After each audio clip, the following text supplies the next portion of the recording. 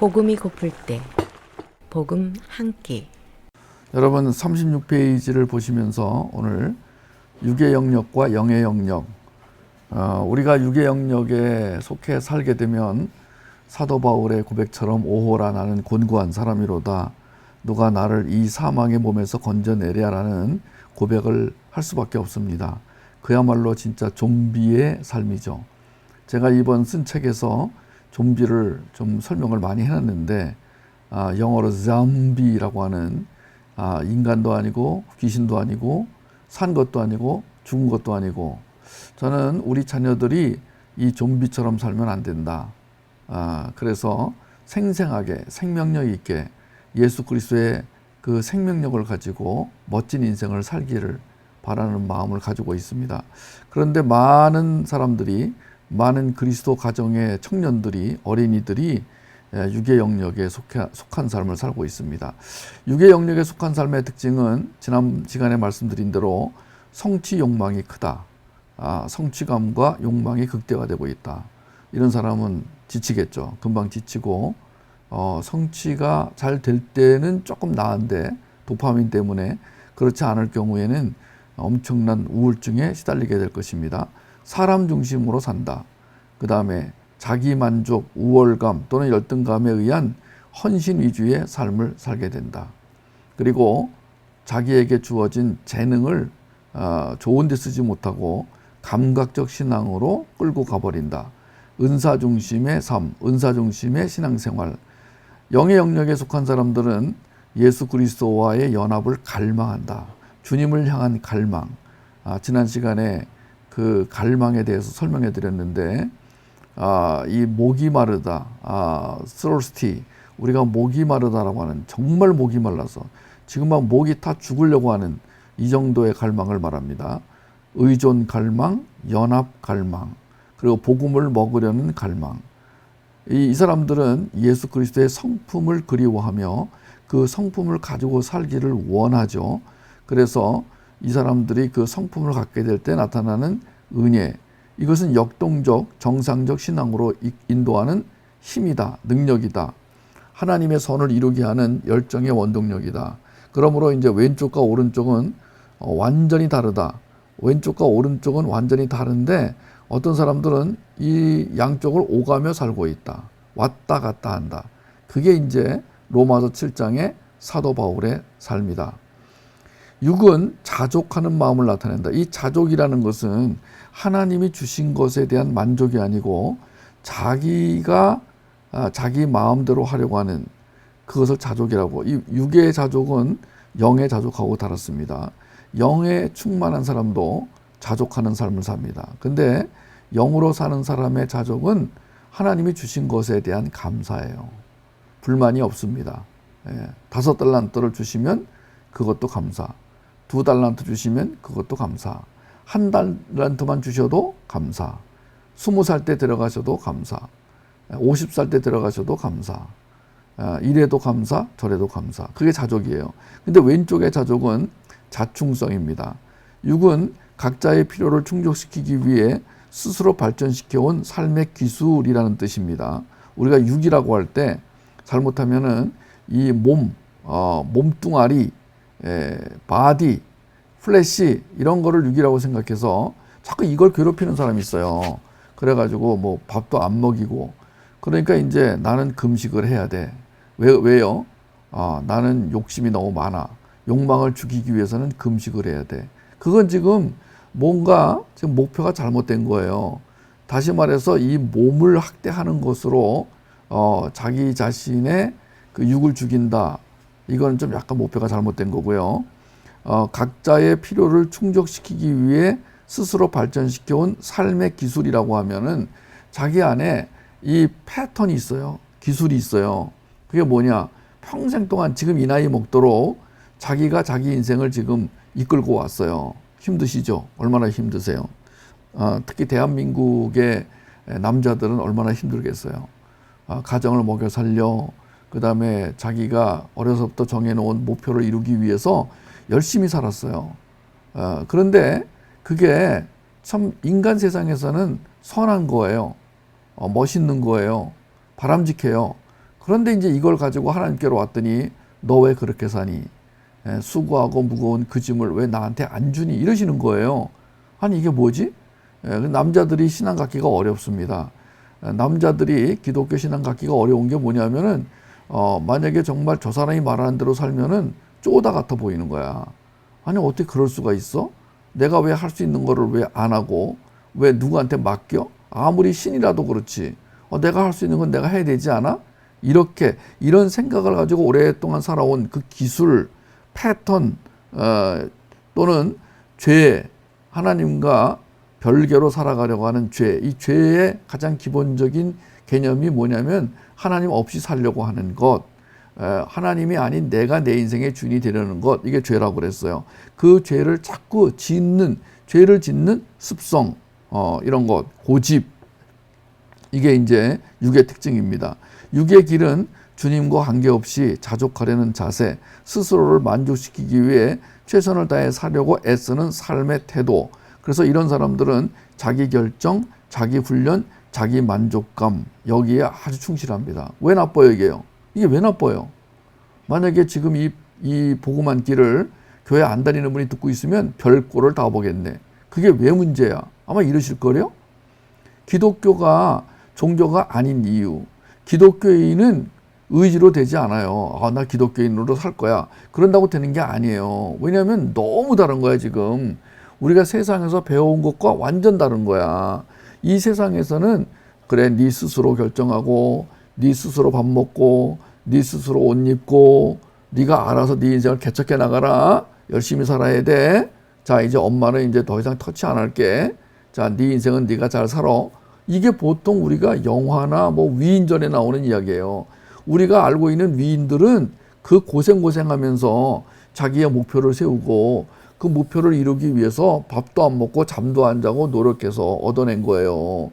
그래서 우리는 그 위인전을 읽으면서 우리도 이 위인처럼 살자 그랬는데, 기독교를 딱 믿으니까, 아니 교회 나오니까 그게 아니라는 거예요. 자, 여기서 이제 많은 사람들이 충격을 받습니다. 그런데 아니에요. 왜 아니냐?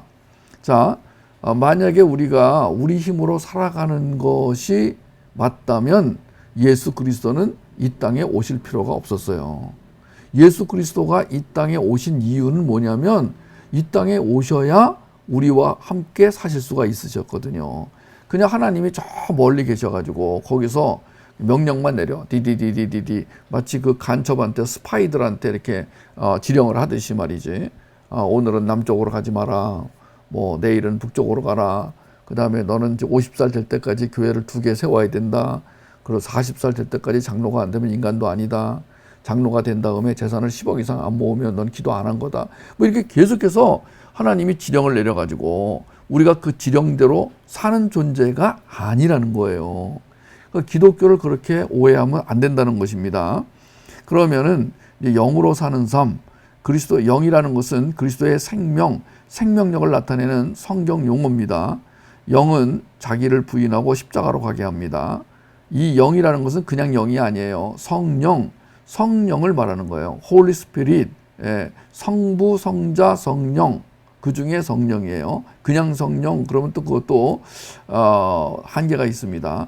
우리는 삼위일체의 하나님, 즉 성부 하나님, 성자 하나님, 성령 하나님, 이 세 삼위의 하나님을 우리가 모시고 믿고 따르고 살고 있는데, 그 예수 그리스도가, 이 땅에 오셨던 예수 그리스도가 보이지 않는 하나님이 우리 가운데 들어와 계세요. 무엇으로 들어와 계시냐면 영으로 들어와 계세요.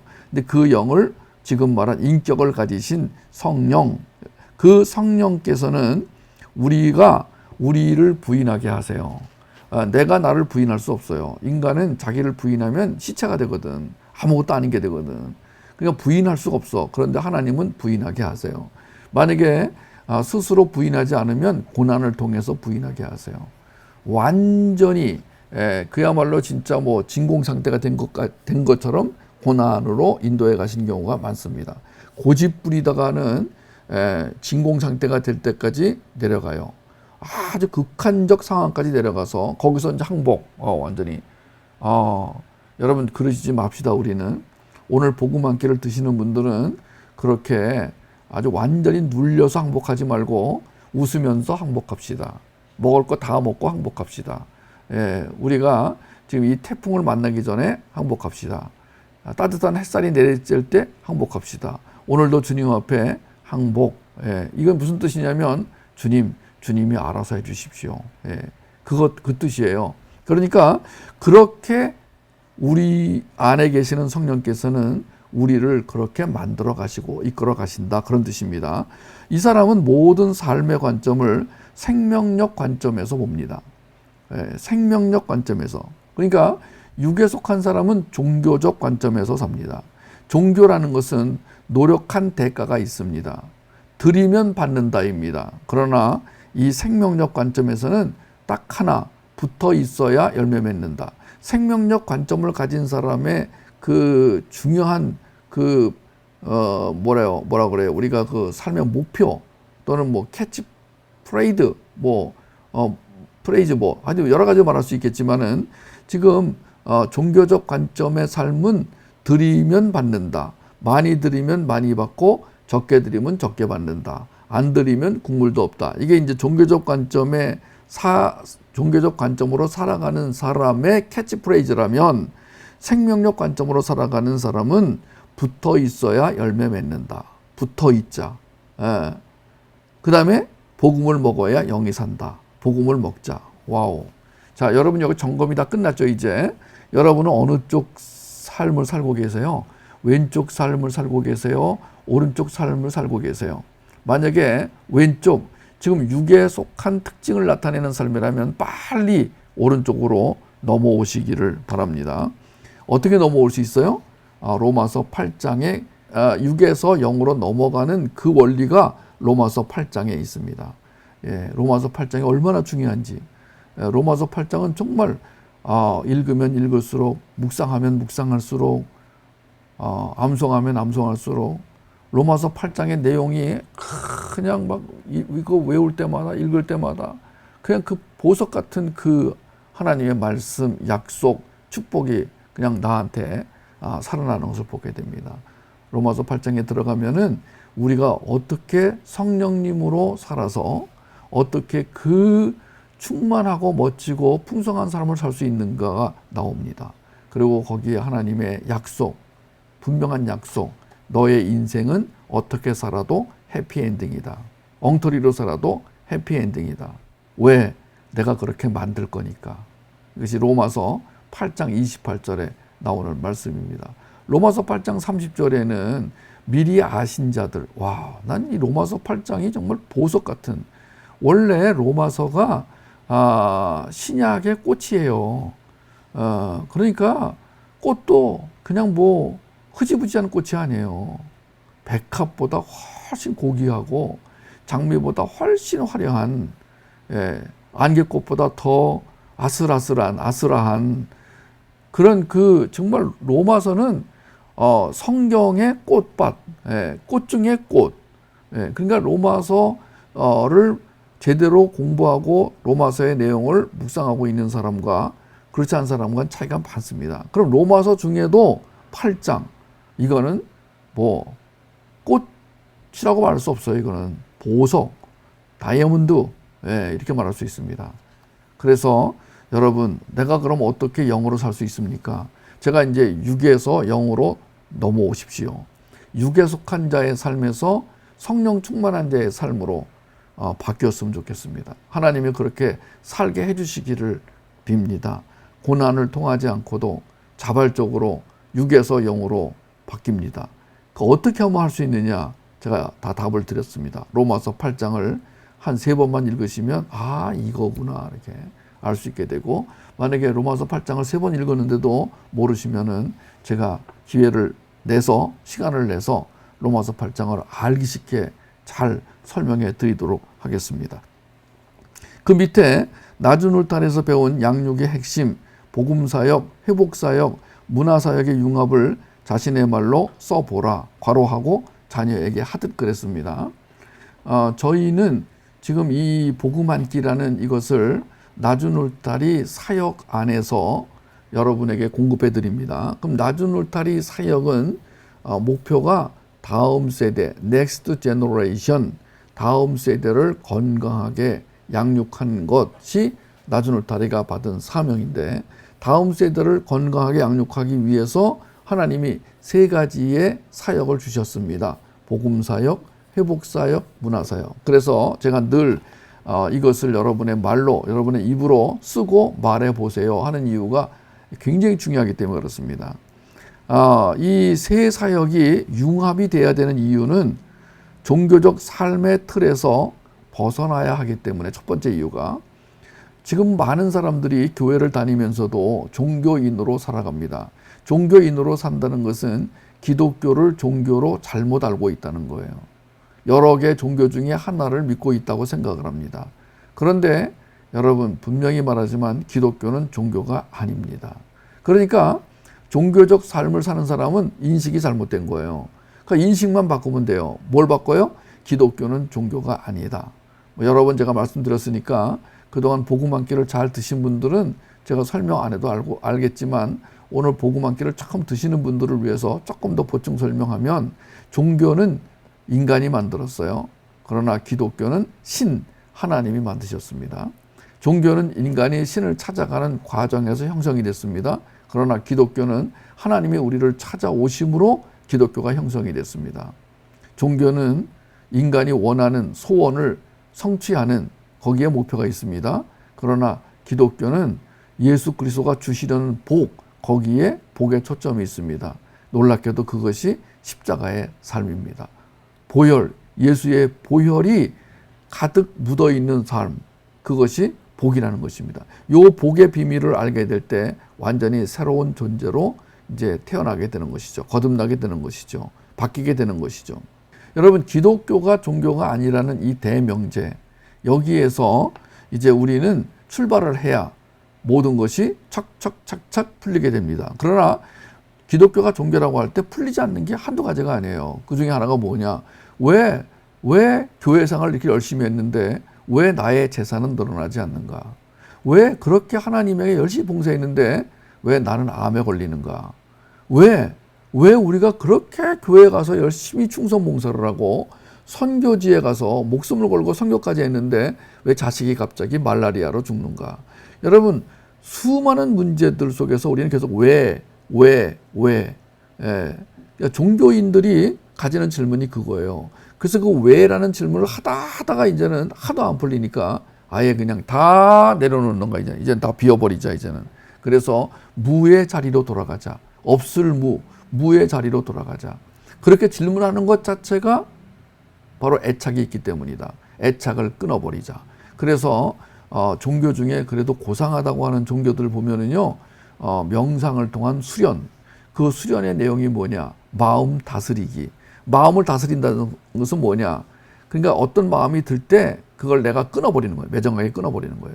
그냥 끊어버리면 안 되니까 그냥 3년, 4년을 그냥 곡기를 끊고 어디 굴 속에 들어가서 그 마음을 끊으려고 무지하게 노력합니다. 그래서 고승이 되는 사람이 있는데 그 숫자가 얼마 없습니다. 왜냐하면 너무나 이 마음이라는 거는요, 너무 끈질기게 나에게 달라붙었기 때문에 이 마음은 호흡하는 순간이면 매일같이 떠오르는 게 이 마음이에요. 이건 끊어버릴 수가 없어요. 그럼 그 마음이 어떤 마음이 문제가 되느냐면 상한 마음, 악한 마음, 더러운 마음. 이제 그것이 이제 뭘로 연결되냐면 애착과 집착으로 연결되는 거예요. 그 애착과 집착을 끊어버리는 게 종교의 목표예요. 안 끊어지거든. 근데 우리는 끊어버리려고 애쓰지 않습니다.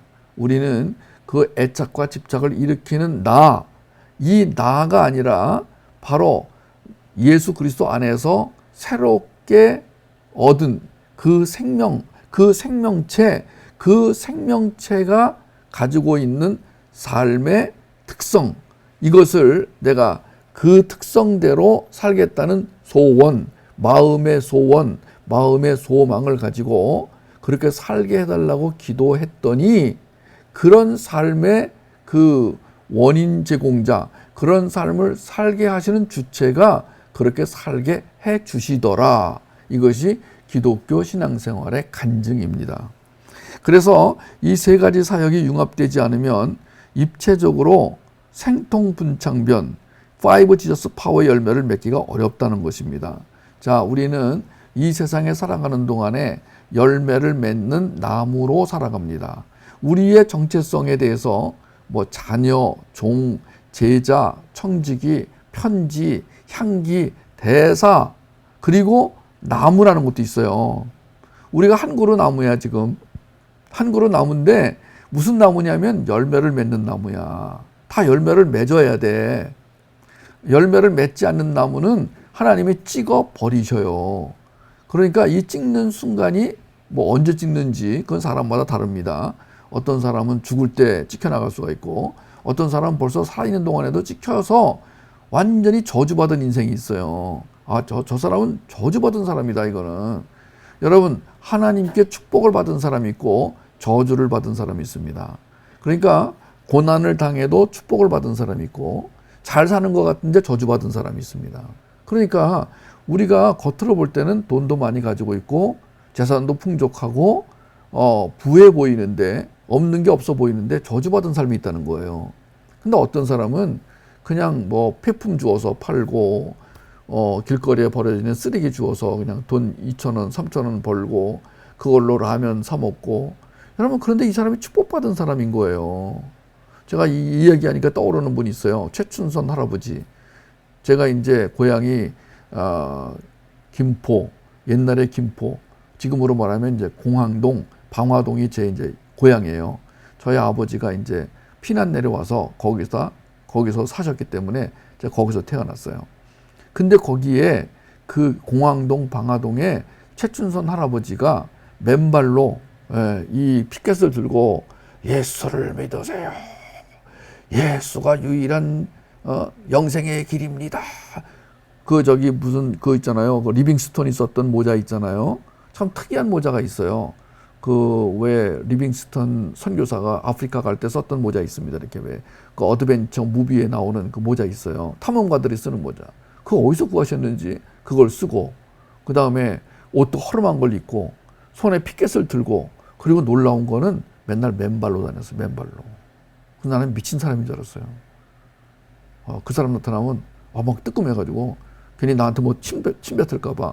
나중에 알고 봤더니 이분이 성자야. 이분을 찍은 누구야? 그분 이름 누구야? PD가 왜 규장에서 왜 그 책도 내고 영상 CD도 만들고 그랬어요. 난 그걸 보고 알았어. 세상에 그분이 미친 사람이 아니었고, 그분이 재산이 너무 많아가지고 우리 공항동, 방화동을 넘어가면은 저쪽에 그 외발산동, 내발산동, 뭐 오세동 이렇게 경기도 쪽으로 가면은 이렇게 쭉 그런 동네가 나와요. 예. 우리는 그때 공항동, 방화동이 도시였고, 외발산동, 내발산동, 오세동 뭐 이런 데는 전부 촌이었어요. 거기는 완전히 우리가 송충이 잡으러 가는 동네였어요. 옛날에 우리 초등학교 때는 수업 시간에 뻑하면은 선생님이 데리고 나가서 깡통 하나씩 줘가지고 거기다 송충이를 가득 잡으라고. 그만큼 소나무에 송충이가 많았어요. 그 잡으러 갔던 동네가 외발산동, 내발산동. 선생님이 맨날 거기 애들 놀릴 때, 야 이놈들아 왜 싸우고 그래? 니발 내발 싸우지 말고 제발 좀 싸우지 좀 말어. 놀렸던 게 니발 내발이에요. 그게 이제 외발산동, 내발산동이었어요. 거기 지금 번화가가 돼가지고 거기서 이제 조금 넘어가면 목동, 화곡동. 옛날에 우리 어렸을 때는 목동, 화곡동은 동네도 아니었어요. 여기는 그냥 시골 총구석이었어요. 그런데 그 공항동, 방화동, 오세동, 외발산동, 내발산동 일대에 무지 많은 땅을 그분이 갖고 있었어요. 최춘선 할아버지가. 이분이 엄청난 부자였어요. 그런데 나중에 알고 봤더니 그 모든 재산을 다 가난한 사람들 주고, 그리고 본인은 맨발로 이렇게 다니면서 그렇게 복음을 전했어. 난 근데 미친 사람이라고, 미친 할아버지. 미쳤어요. 예수한테 미친 거지. 근데 그분이 남한테 해코지를 한 적도 없고 구걸을 한 적도 없고, 내가 그 영상 찍은 거 보니까 이분이 복음을 전하고 집에 와서 깨끗이 씻고 또 부인하고 또 이렇게 잘 사시고 이 영상이 나오더라고. 그게 나는 어디 그냥 어디 있을 데 없어가지고 다리 밑에서 그냥 씻지도 않고 사는 분인 줄 알았더니 그게 아니야. 이분이 굉장히 지식도 많고 인격적이신 분인데 이분은 오직 예수의 사랑에 잡혀. 그 당시에는 그렇게밖에 예수의 사랑을 표현할 수가 없었어. 이분에게는 그 예수의 사랑을 그렇게밖에 표현할 수가 없었던 거야. 자, 저는 열매를 맺는 삶. 그러니까 이 세상에는 두 종류의 사람이 있어요. 하나님이 원하시는 열매를 맺는 나무 같은 삶이 있고, 하나는 하나님이 원하지 않는 열매를 맺는 나무 같은 삶이 있어요. 하나님이 원하시는 열매를 맺는 나무 같은 삶, 그 하나님 원하시는 열매가 뭐냐? 우리는 그 열매에 대해서 가장 확실하게, 가장 분명하게 알 수 있는 게 갈라디아서 5장 22절, 23절 말씀입니다. 오직 성령의 열매는 사랑과 희락과 화평과 오래 참음과 자비와 양선과 충성과 온유와 절제다.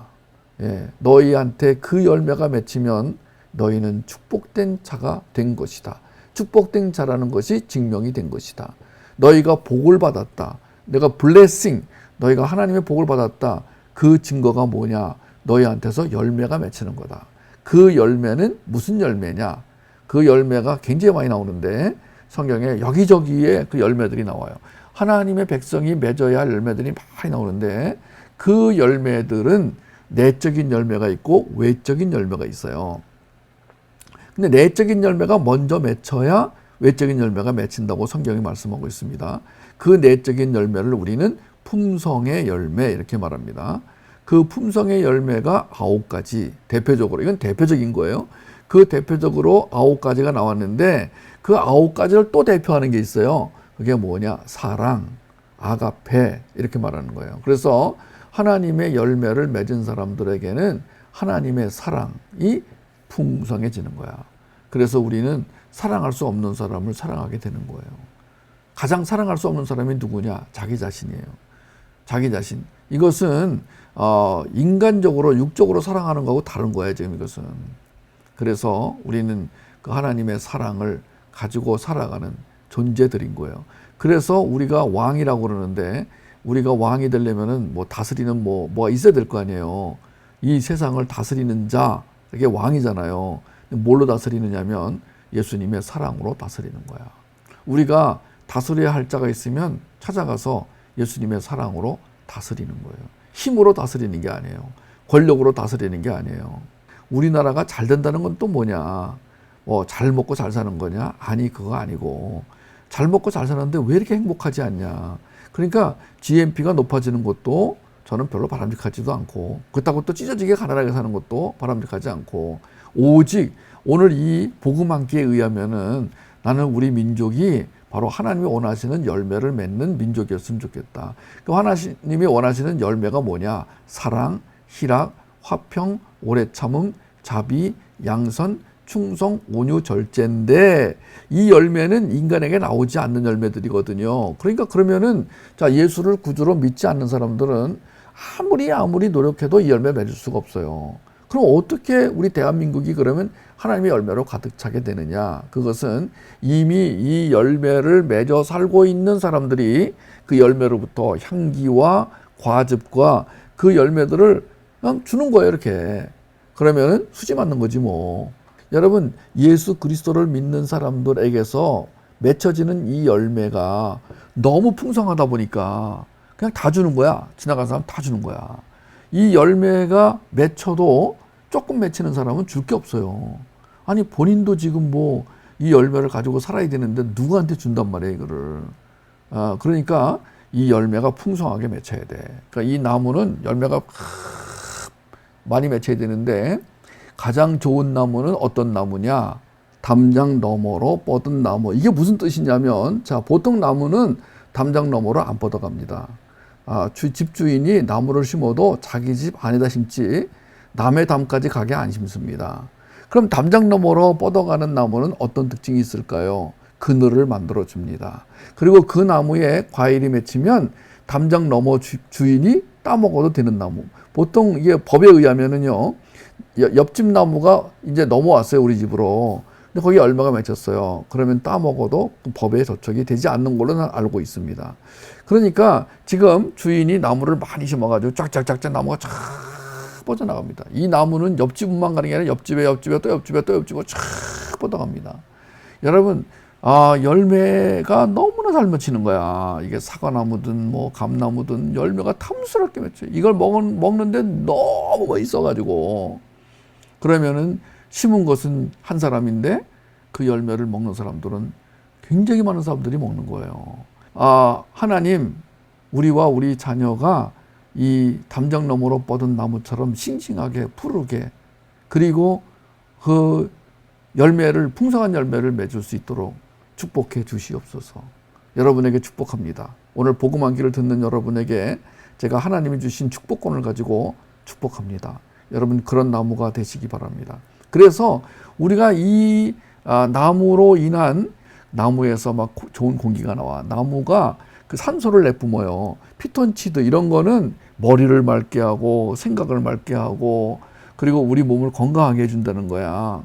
그러니까 피톤치드 많이 나오고 산소 많이 발생하고 보기에 싱싱하고, 그리고 거기 열매가 달리는데, 야, 이거 한 입 베어 먹었더니 이건 도대체 이 세상에 없는 나무 열매야. 복음 한기를 들으시는 분들 전부 다 그런 삶을 살 수 있게 되길 바랍니다. 이거는 주님의 약속이기 때문에 여러분이 원하시면 그게 될 수 있습니다. 그러니까 자, 우리는 이제 이 사랑, 희락, 화평, 오래 참음, 자비, 양선, 충성, 온유라는 이 열매가 맺히기 위해서는 그 나무 밑에 거름을 줘야 되는데, 나무는 거름을 줘야 돼요. 어떤 나무든지 거름을 주지 않으면 그렇게 좋은 열매 맺지 못해요. 그래서 과수원 하는 분들은 매년 거기다가 거름을 주세요. 예, 유기농 나무들은 이제 유기농 거름을 주고, 또 화학비료 주시는 분도 있으시고, 그런데 우리가 거기다 뿌려야 하는 그 비료, 거름은 뭘까요? 맞아요. 5G's 파워. 우리는 이제 하나님이 심어놓은 나무들입니다. 여러분, 나무예요. 나무인데 시원찮은 나무가 되지 않길 바랍니다. 나무에 버짐이 생기고, 나무에 어떤 병균이 들어와가지고, 나무도 면역력이 필요해요. 면역력이 없는 나무는 병균이 들어오면은요, 그 병균에게 나무가 잡아먹혀요. 그래서 이렇게 산에 가면은 누렇게 된 나무들이 있어요. 며칠 전에 사진 찍은 거 보니까 우리나라 저기 치악산이라고, 옛날에 전설 따라 삼천리에 한 나그네가 길을 가다가 까치를 구해줬는데, 그 구렁이에 잡혀 먹을 뻔한 까치를 구해줬는데, 그 까치가 생명을 구한다는 전설 따라 삼천리 야사에 나오는 그 치악산이 지금 뭐 벌레가 먹어가지고 나무가 다 죽어간다는 거야. 사진 보니까 산 전체가 누래. 예, 이미 벌레들이 다 그걸 잡아먹어가지고. 여러분, 그런 나무가 되지 마시기 바라요. 오늘 우리 복음 한기를 듣는 모든 분들은 싱싱하고 푸른 담장 너머로 뻗은 나무가 되시기를 바랍니다. 오늘 예배 끝나고 나서, 복음 한기 끝나고 나서 혼자서 부르시든지, 아니면은 그 음원을 찾아가서 들으시든지, 아니면 가족끼리 부르시든지, 이 담장 너머로 뻗은 나무, 이 노래를 여러분 같이 불러주시기를 바랍니다. 자, 그러면은 우리가 이제 이 입체적이다. 저는 이 복음 한기를 전할 때도 그렇고, 또 변증 학교도 그렇고 입체적으로 전하기를 원해요. 입체적이란 말은 인격의 깊이와 연관성이 있는 말이에요. 그래서 핵심 감정이 있는 영역, 존재의 근원에까지 파고 들어가 주님의 생수로 채우려면, 첫째, 방해하는 요소를 찾아내야 돼요. 그것도 입체적으로. 그리고 그것을 가지고 지성소로 가서 다루어야 하고, 그곳에 생명력, 통찰력, 창의력, 분별력, 변증력으로 채워야 됩니다. 그래서 우리는 이 개념들, 주로 이제 오늘도 이 복음 한기를 듣고 나서 하얀 백지에다가 마인드맵을 그리는 사람은 강의를 잘 들은 거예요. 그러니까 마인드맵 식으로 항상 제 말씀을 정리해 보세요. 여러분들 그냥 막 적지 마시고 마인드맵으로 그려보세요. 마인드맵으로. 그래서 가장 중요한 단어, 오늘의 가장 중요한 단어, 오늘 가장 센터에 들어가야 할 단어가 뭘까요? 한번 생각해 보세요. 제가 지금까지 한 얘기 중에서 가장 핵심, 가장 중앙에 들어가야 할 단어가 뭘까요? 한번 생각해 보세요. 뭘까요? 자, 그러면 제가 발표해 보겠습니다. 여러분이 생각한 거하고 맞으면은 와, 대단한 거고, 틀려도 더 대단한 거예요. 예. 자, 그러면은 제가 말해 보겠습니다. 오늘 제가 한 말 중에서 맨 가운데 들어가서 거기서부터 가지를 쳐나가야 하는 핵심 단어는, 핵심 단어 내지는 핵심 문장은 뭐였냐? 영으로 사는 삶이었어요. 영으로 사는 삶. 네. 영으로 사는 삶이라는 문장을 맨 가운데 쓰고 오늘 제가 한 얘기 단어를 전부 찾아내 가지고 연결을 시켜보세요. 네. 그럼 거기에 나무도 나오고 또 비료도 나오고, 예, 거기에 또 사랑도 나오고 열매도 나오고 쫙 이렇게, 이게 마인드맵으로 그려나가시면은 훨씬 여러분의 개념 정리하는 데 도움이 되시고요. 앞으로도 다른 공부할 때도 마찬가지예요. 이제 우리는 입체적, 체계적으로 공부를 해나가는 습관을 기를 필요가 있어요. 그냥 막 쓴다고 되는 게 아니야. 그냥 뭐 빽빽하게 받아 쓴다고 그래서 공부를 잘하는 게 아니에요. 개념을 잘 이해해야 돼, 우리가. 개념 전체를. 그러니까 말하자면 그 앱을 받아가지고 앱을 이용하는 사람보다는 그 앱을 개발하는 사람이 더 입체적이고 창의적이라고 할 수 있겠죠. 우리는 앱을 받아서 다운받아서 쓰는 사람도 뭐 나쁘진 않아요. 그런데 필요한 앱을 개발해내는 사람, 그 앱을 개발하려면은 보다 더 창의적이어야 되고 보다 더 체계적이어야 되고 보다 더 실제적이어야 돼요.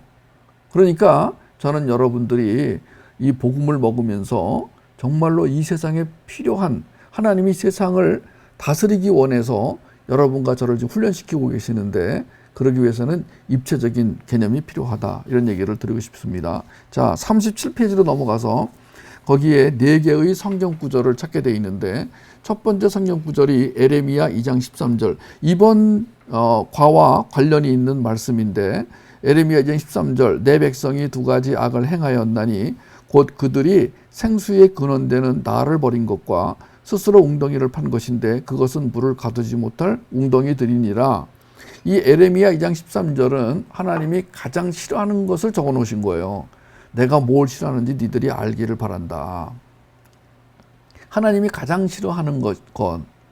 우리는 오늘 하나님이 가장 기뻐하시는 나무를 우리가 알아봤어요. 그럼 하나님이 가장 싫어하는 것은 뭐냐? 여기 보니까 웅덩이를 파는 것이라고 되어 있네요. 웅덩이를 파는 것. 여러분, 나무가 되는 것과 웅덩이를 파는 것이 지금 대비가 되고 있습니다. 그럼 웅덩이를 왜 파느냐? 그것은 그 생수의 근원으로부터 떠났기 때문에. 그 생수의 근원이 누구냐? 바로 나라고 그랬어요. 거기에 하나님이 말씀하시는 내용인데 나, 생수의 근원되는 나 그랬으니까 바로 예수님을 떠난 거. 그럼 우리가 안 떠났거든요. 안 떠났으니까 지금 여기 와 있는 거 아니에요. 그럼 왜 이 말을 우리한테 주셨을까요? 지금 이 말은 불신자에게 준 말이 아니에요. 지금 이거는. 이 말은 에레미야 2장 13절은요. 이스라엘 백성에게 준 거예요. 선택된 백성에게 준 거란 말이에요. 오늘 우리 믿는 사람에게 준 거란 말이에요. 이거는 지금. 너 악을 행하면 안 된다. 근데 악이 뭔지 아니? 2가지야.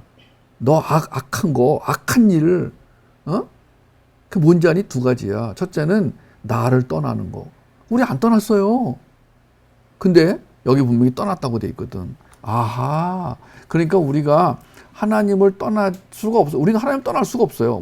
내가 떠나려고 그래도 하나님이 안 떠나. 우리 끈질기게 붙잡고 계세요. 얼마나 끈질기게 붙잡고 계시냐면은 나랑 결혼했잖아. 계속. 그럼 내가 언제 결혼했어요? 결혼했잖아. 언제요? 결혼했잖아. 예, 계속. 여러분, 예수님과 우리는 결혼한 사이야. 한눈 팔면 안 돼. 예, 우리는 딴짓하면 안 돼. 그러니까 아무리 매력적인 뭐가 나타나도 나는 결혼했어. 난 예수님과 결혼한 몸이야. 이렇게 생각을 해야 되는 거야. 그런데 여기에 지금 그 나를 버렸다. 그러니까 그건 뭐냐면은 나는 너를 버리지 않았는데 너는 나를 버린 것처럼 사는구나. 그런 뜻이야. 그렇게 되면 어떻게 되는지 아니? 너는 웅덩이를 파. 근데 그 웅덩이에 밑이 터졌어. 그러니까 웅덩이를 파는 이유는 뭐냐? 성경에 보니까 웅덩이를 파는 이유는 물을 모으기 위해서야. 성경에서 웅덩이 하면은 물과 관련이 있어요. 그러면 이 중동 지방 사람들은 물이 굉장히 중요했거든. 거기서는 물 한 잔이 아이고 너무 귀한 거야. 거기서는 지금 뭐 생수를 수입하고 막 그러니까 뭐 많이 마실 수 옛날 같으면은요 이 중동 지방 사람들은 물을 얻으려면 우물을 파는데 보니까 야곱의 우물 같은 경우는 뭐 지금 재보니까 뭐 얼마? 40m? 40m? 뭐지? 오 80m? 쫙 파내려가 가지고 그래도 물이 나올까 말까. 여러분 영화에 보면은 왜 그게 사막에 물이 없어가지고 물 못 마시고 막 낙타가 죽어가지고 막 뼈다귀 남아있고 막 사람도 가다가 목이 말라 죽고 막 그런 거 영화에 나오잖아. 여러분 그 중동 지방에서의 물은 너무 귀한 건데 그래서 물에 대한 얘기가 많이 나와. 성경에 이 배경이 중동 지방이기 때문에 그 중동 지방 사람들이 가장 중요하게 여겼던 물, 그 생수, 생명, 이건 생명의 물이야 이거는. 이 물 없으면 죽는 거야. 사람은 밥을 안 먹어도 한 일주일, 이주일, 심지어는 막 40일, 200일도 산대 밥 안 먹어도. 근데 물은요 한 3일만 안 먹으면 그때부터 탈진 현상이 생겨가지고 오래 못 살아요. 여러분 물이 그렇게 중요한 거야. 우리가 달나라에 못 가는 이유도 물이 없기 때문이야. 우리가 화성에 못 가는 이유도 물이 없기 때문이에요. 그 지금 뭐 미국의 나사에서 연구를 하는데 뭐 달 밑에 뭐 저 지하에 뭐 얼음물이 있을 것이다. 뭐 화성에 지금 어저께 사진 찍은 거 보니까 푸르스름한 빛이 보이는데 아 저게 지금 산소가 있나 보다. 지금 별 생각을 다 하는데 아직까지 발견이 안 됐어. 아마 화성과 금성과 뭐 달 아니면 저 멀리 있는 별에 물이 있으면은 물과 공기만 있으면 당장 이사 갈 걸? 아마 지금 뭐 이민 가고 난리 날 거야 지금. 막 먼저 가자 우리가 그래가지고 막 로켓 개발해가지고 갈 거야 지금. 그만큼 물이 중요한 거예요. 이 지구가 왜 중요하냐면은 이 지구에만 물이 있어. 여기에만 공기가 있고 여기에만 물이 있단 말이에요. 근데 인간은 그 물을 마셔야 돼. 근데 육체가 원하는 물이 아니고 이것은 영적으로 마셔야 하는 물이야. 그게 바로 예수 그리스도. 우리가 그 예수 그리스도를 생수로 마시고 예수 그리스도를 양식으로 먹는 것, 이게 바로 복음 한 끼 목적이에요. 두 번째, 마태복음 16장 24절 예수께서 제자들에게 이르시되 누구든지 나를 따라오려거든 자기를 부인하고 자기 십자가를 지고 나를 따를 것이니라. 이 말은 다른 말로 하면 얘들아 너희들은 나를 따라오게 될 거야. 분명히 따라올 거야. 따라와야 된다. 그런데 그러려면 너를 부인해야 돼. 아마 부인하게 될걸? 내가 부인하게 만들 거야. 이 나를 부인한다, 자기를 부인한다, 이 말이 뭐냐면 내가 좋아하는, 내 육체가 좋아하는 것을 따라가지 않는다, 그런 뜻이에요. 보세요. 지금 우리 지금 복음 한 끼 듣는 그 부모들의 자녀들은요, 이 복음 한 끼를 먹는 동안만이라도 게임 안 해, 이상한 만화책 안 봐, 딴 생각 안 해. 여러분 주님을 따라가는 사람들의 특징은 주님의 그 사랑과 은혜와 주님을 사모하는 마음으로 꽉 차 있어. 그러니까 하나님의 백성은 이 머릿속에 뭐가 들어있어야냐면 하나님, 우리의 존재를 인도하고 이끄는 그 하나님 인식이 꽉 차 있어야 돼. 그 하나님 인식으로 밥을 먹고 하나님 인식으로 사회생활하고 하나님 인식으로 돈을 벌고 하나님 인식으로 연구하고 하나님 인식으로 장사하고 하나님 인식으로 농사짓고, 이거를 우리가 의존적 창의성, 의존적 삶이라고 한단 말이에요. 그렇게 될 것이다. 자, 빌립보서 2장 12절 그러므로 나의 사랑하는 자들아 너희가 나 있을 때뿐 아니라 지금 나 없을 때에도 항상 복종하여 두렵고 떨림으로 너희 구원을 이루라. 우리의 구원은 세 가지 시제가 있다고 그랬어요. 과거 완료형, 현재형, 미래형이 있습니다. 과거 완료형은 뭐냐면은 예수를 구주로 믿은 사람은 구원받았다, 영생 얻었다, 심판을 면제받았다, 이런 뜻이에요. 근데 현재 진행형은 뭐냐? 주님이 우리를 구원으로 이끌어 가신다. 그것은 뭐냐? 하나님의 사람으로 만들어 가신다. 장성한 분량에 이르게 하신다. 하나님의 성품을 갖고 살게 하신다. 그 다음에 마지막 미래의 시제는 뭐냐? 나를 구원하실 것이다. 이 얘기는 뭐냐? 이제 완전히 이 세상에서 나를 얽어매었던 것들로부터 해방시켜서 이제 드디어 하나님의 나라, 완전한 나라, 멋있는 나라, 그 나라로 나를 데리고 들어가십니다. 이것까지를 전부 다 하나님이 하신다는 것이 그 다음 절에 나와 있어요. 이제 빌립보서 2장 12절에는 너희가 그런 구원을 이루며 살아라라고 들렸지만은 13절 들어가니까 너희 안에서 행하시는 이는 하나님이시니 자기의 기쁘신 뜻을 위하여 너희에게 소원을 두고 행하게 하신다. 와우. 내가 지금 가지고 있는 소원, 특히 예수 그리스도가 좋아하시는 소원, 예수 그리스도 마음에 합한 소원은 다 그분이 주신 거예요. 여기 지금 빌립보서 2장 12절 13절을 외우시는 분에게는 놀라운 일이 벌어질 것입니다. 제가 약속합니다. 지금 오늘 이 4개의 말씀을 다 외우지 마시고 이 중에 하나만이라도 외우시는 분, 오늘 제가 야곱의 축복 이 노래하고 그 다음에 빌립보서 2장 12절 13절 요걸 여러분에게 과제로 드리겠습니다. 오늘 주무시기 전에 야곱의 축복 한 번 이상 부르고 자기, 그리고 그 가사, 노래 가사가 성경에서 따온 거거든요. 그게 요셉을 축복한, 야곱이 요셉을 축복한 내용이거든요. 그 축복이 나에게 임하게 해주시옵소서. 진짜 축복은 뭐냐면은 뭐뭐가 되는 거예요. 여러분, 성경에서의 축복은 뭐를 받고 얻는 게 아니라 뭐뭐가 되는 거예요. 뭐가 된다고요? 담장 넘어 뻗은 나무가 되는 거예요. 근데 그 나무는 그냥 나무가 아니라 싱싱하고 푸르고 열매를 맺는 나무인 거예요. 그 열매는 먼저 내적인 열매, 품성의 열매, 하나님의 그 품성이 나에게로 와서 열매가 되어지는 거예요. 그러면 여러분 축복받은 거예요. 그런 걸 상상하면서 노래를 부르세요. 찬양을 부르세요. 두 번째는 이 빌립보서 2장 12절 13절을 외우시지 못하더라도 2번 이상 잘 읽고 약속을 확인하세요. 아, 그렇구나. 주님이 다 하신다는구나. 나는 마음만 그분에게 내어드리면 되는구나. 그래요, 주님 알아서 하십시오. 저는 주님의 것입니다. 이러면 여러분 오늘 밤 잠을 잘 잘 거예요. 오늘 밤 잠을 잘 자고, 그리고 행복해지고 마음에 막 기쁨이 솟아나고 아마 그럴 겁니다.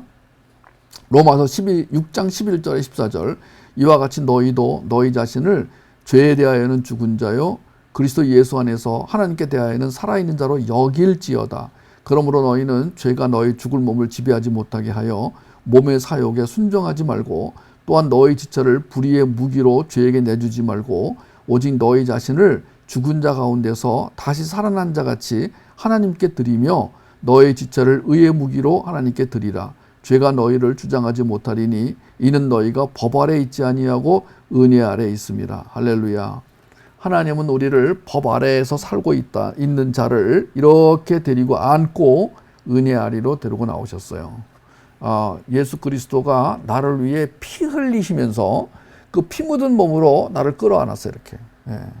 막 나를 향해서 돌팔매질을 하려는 사람들, 사탄 마귀까지도 딱 막아서 이렇게 막고 대신 맞았어. 나에게 오는 그 돌팔매질, 창, 칼, 이거를 대신 맞았어. 막 주님이 막 이걸 맞으면서 나를 끌어안고 이제 법에서 은혜로 나를 이동시키셨어요. 하나님이 나를 율법 아래에 있었는데 나를 은혜 아래로 데리고 나오셨어요. 그게 지금 로마서 6장 11절에서 14절 말씀입니다. 내 대신 맞아가면서, 내 대신 찔려가면서, 내 대신 피 흘려가면서, 이것을 대속이라고 해요. 그 대속으로 말미암은 은혜를 대속의 은혜. 여러분, 이 대속의 은혜가 엄청난 거예요. 이 대속의 은혜를 우리가 조금이라도 알고 있다면 감사합니다. 하나님 감사합니다. 하나님, 나는 우리 엄마 때문에 이 복음 한 끼를 먹게 되었습니다. 감사합니다. 하나님, 나는 누구 때문에 예수를 알게 됐습니다. 감사합니다. 하나님, 나는 예수를 알고 나서부터 인생의 목적이 달라졌습니다. 감사합니다. 하나님, 내가 예수님 알고 나니까 내가 어떤 존재인지, 내가 왜 귀한 존재인지 알게 되었습니다. 감사합니다. 내가 이 땅에서는 비록 고난을 받고 핍박을 받고 힘든 일이 많이 일어나고 있지만, 그러나 주님이 말씀하십니다. 걱정하지 말고 두려워하지 말아라. 두려워하지 말아라. 내가 너와 함께 있다. 내가 너와 함께 있다. 내가 너를 푸르고 푸른 싱싱한 나무, 과실을 많이 맺는 나무가 되게 해줄 것이다. 분명히 내가 약속한다. 내가 너를 그런 삶으로 인도할 것이다. 기다려라.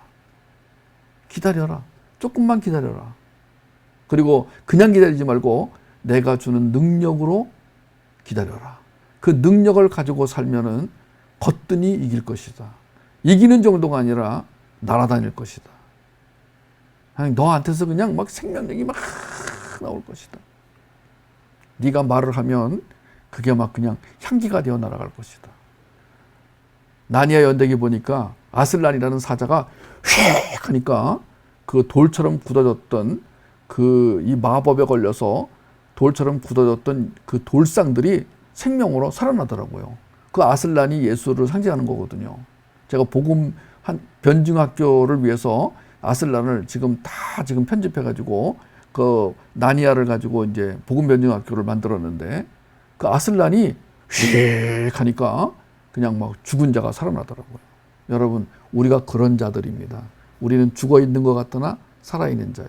아무것도 없는 자 같으나 모든 것을 가진 자요.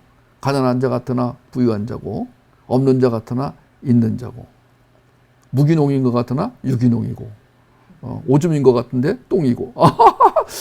예, 오늘 아주 여러분 참 감사하고요. 오늘 복음 한 끼를 드시고 이 밤에도 편안한 밤 되시기 바랍니다.